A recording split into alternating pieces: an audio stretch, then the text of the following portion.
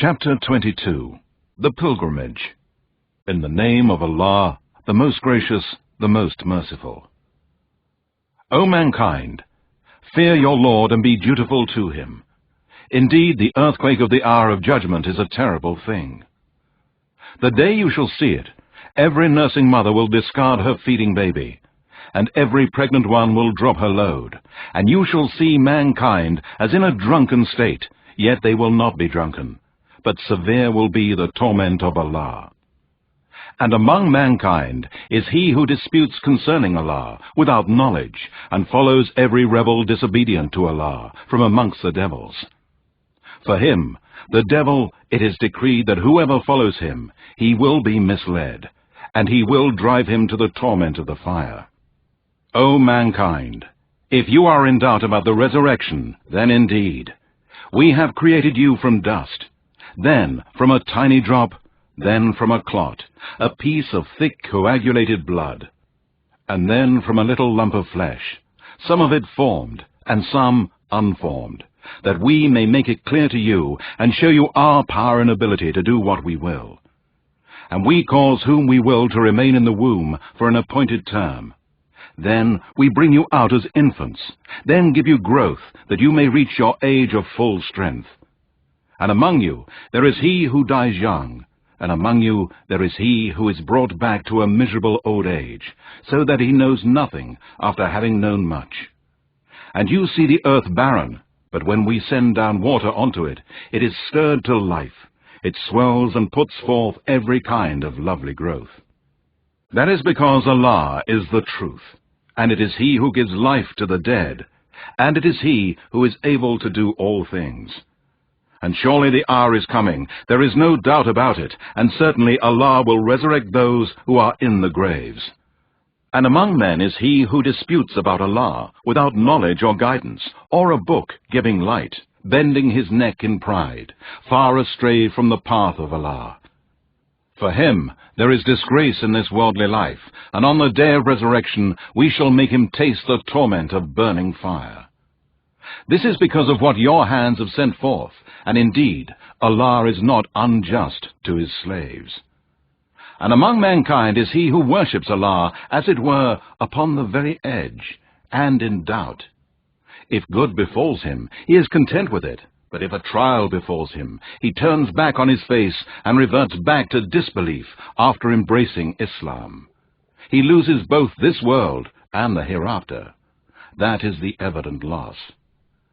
He calls besides Allah that which does not hurt him or profit him. That is a straying far away. He calls to him whose harm is nearer than his profit, certainly an evil patron, and certainly an evil friend. Truly, Allah will admit those who believe in his oneness, and do righteous good deeds, to gardens underneath which rivers flow in paradise. Indeed, Allah does what he wills. Whoever thinks that Allah will not help Muhammad in this world and in the hereafter, let him stretch out a rope to the ceiling, and let him strangle himself. Then let him see whether his plan will remove that of which he rages. Thus we have sent this Quran down to Muhammad with clear signs, evidences, and proofs, and surely Allah guides whom he wills. Indeed, those who believe in Allah and in his messenger Muhammad, and those who are Jews and Sabians and Christians and Magians, and those who worship others besides Allah, truly, Allah will judge between them on the day of resurrection. Indeed, Allah is witness over all things.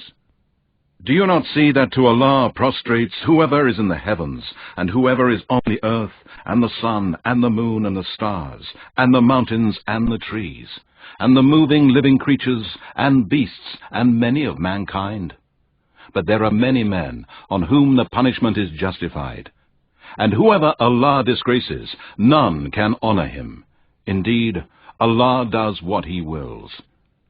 These two opponents, believers and disbelievers, dispute with each other about their Lord. Then, as for those who disbelieve, garments of fire will be cut out for them, and boiling water will be poured down over their heads. With it will melt what is within their bellies, as well as their skins. And for them are hooked rods of iron to punish them. Every time they seek to get away from the anguish, they will be driven back to it, and it will be said to them, "Taste the torment of burning." Truly, Allah will admit those who believe in the oneness of Allah and do righteous good deeds to gardens underneath which rivers flow in paradise, where they will be adorned with bracelets of gold and pearls, and their garments there will be of silk. And they are guided in this world to goodly speech, that none has the right to be worshipped but Allah. And they are guided to the path of Him, Allah, who is worthy of all praises. Indeed, those who disbelieve and hinder men from the path of Allah, and from the sacred mosque at Mecca, which we have made open to all men, in it the dweller and the visitor from the country are equal there, as regards its sanctity and pilgrimage. And whoever inclines to evil actions there, or to do wrong, we shall cause him to taste a painful torment. And remember when we showed Abraham the site of the sacred house at Mecca, saying, "Do not associate anything in worship with me. None has the right to be worshipped but Allah. And sanctify my house for those who go walk around it, and those who stand up for prayer, and those who bow and submit themselves with humility and obedience to Allah, and make prostration in prayer. And proclaim to mankind the Hajj pilgrimage. They will come to you on foot, and on every lean camel, and from every deep and distant wide mountain highway, to perform the Hajj pilgrimage, that they may witness things that are of benefit to them, and mention the name of Allah on the appointed days over the beast of cattle that He has provided for them for sacrifice. Then eat of the cattle, and feed the poor, who have a very hard time. Then let them complete the prescribed duties for the pilgrimage, and perform their vows, and perform the circumambulation of the sacred house at Mecca. Such is the pilgrimage, and whoever honors the sacred things of Allah, then that is better for him with his Lord. The cattle are lawful to you, except those that will be mentioned to you as exceptions. So shun the abomination of the worshipping of idols, and shun lying speech and false statements. And be true in faith to Allah, and never associate partners in worship with Him. And whoever assigns partners to Allah, it is as if he had fallen from the sky, and the birds had snatched him, or the wind had thrown him to a far-off place. Thus, it is an obligation that mankind owes to Allah, and whosoever honors the symbols of Allah, then it is truly from the piety of the heart. In the cattle offered for sacrifice are benefits for you for an appointed term, and afterwards they are brought for sacrifice to the sacred house at Mecca. And for every nation we have appointed religious ceremonies, that they may mention the name of Allah over the beast of cattle that He has given them for food. And your God is one God, Allah, so you must submit to Him alone in Islam. And O Muhammad, give glad tidings to those who obey Allah with humility, and who are humble from among the true believers in the oneness of Allah, whose hearts are filled with fear when Allah is mentioned, who patiently bear whatever may befall them of calamities, and who perform prayer, and who spend in Allah's cause out of what we have provided to them. And the cows, oxen, or camels driven to be offered as sacrifices by the pilgrims at the sanctuary of Mecca, we have made for you as among the symbols of Allah. In them you have much good. So mention the name of Allah over them when they are drawn up in lines for sacrifice. Then, when they are down on their sides after slaughter, eat of them, and feed the poor who do not ask men, and the poor who ask men. Thus we have made them subject to you, that you may be grateful. It is neither their meat nor their blood that reaches Allah, but it is your piety that reaches Him. Thus we have made them subject to you, that you may magnify Allah for His guidance to you. And give glad tidings, O Muhammad, to those who do good. Truly, Allah defends those who believe. Indeed, Allah does not like the treacherous, nor those who show ingratitude to Allah, those who disobey Allah and obey Satan. Permission to fight is given to those believers who are fighting disbelievers, because the believers have been wronged, and surely Allah is able to give the believers victory. They are those who have been expelled from their homes unjustly, only because they said, "Our Lord is Allah." For had it not been that Allah checks one set of people by means of another, monasteries, churches, synagogues, and mosques, where the name of Allah is mentioned much, would surely have been pulled down. Indeed, Allah will help those who help His cause. Truly, Allah is all-strong, almighty. They are those who, if we give them power in the land, they order for prayer, to give charity, and they enjoin all that Islam orders one to do, and forbid disbelief, polytheism, and all that Islam has forbidden. They make the Quran as the law of their country in all the spheres of life, and with Allah rests the end of all matters of creatures. And if they deny you, O Muhammad, so were denied the prophets before you, by the people of Noah, Ad, and Thamud, and the people of Abraham, and the people of Lot, and the dwellers of Midian. And Moses was denied, but I granted respite to the disbelievers for a while, then I seized them, and how terrible was my punishment against their wrongdoing. And many a town have we destroyed, while it was given to wrongdoing, so that it lies in ruins up to this day, and many a deserted well and lofty mansion. Have they not travelled through the land, and have they hearts with which to understand, and ears with which to hear? Indeed, it is not the eyes that grow blind, but it is the hearts which are in the chests that grow blind. And they ask you to hasten on the torment, and Allah does not fail in His promise, and indeed, a day with your Lord is as 1,000 years of what you reckon. And many a town did I give respite to while it was given to wrongdoing. Then, in the end, I seized it with punishment, and to me is the final return of all. Say, O Muhammad, O mankind, I am sent to you only as a plain warner.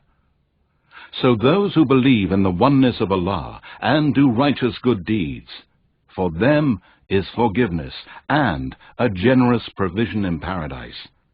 But those who strive against our proofs, signs, and revelations, to frustrate and obstruct them, they will be dwellers of the hellfire.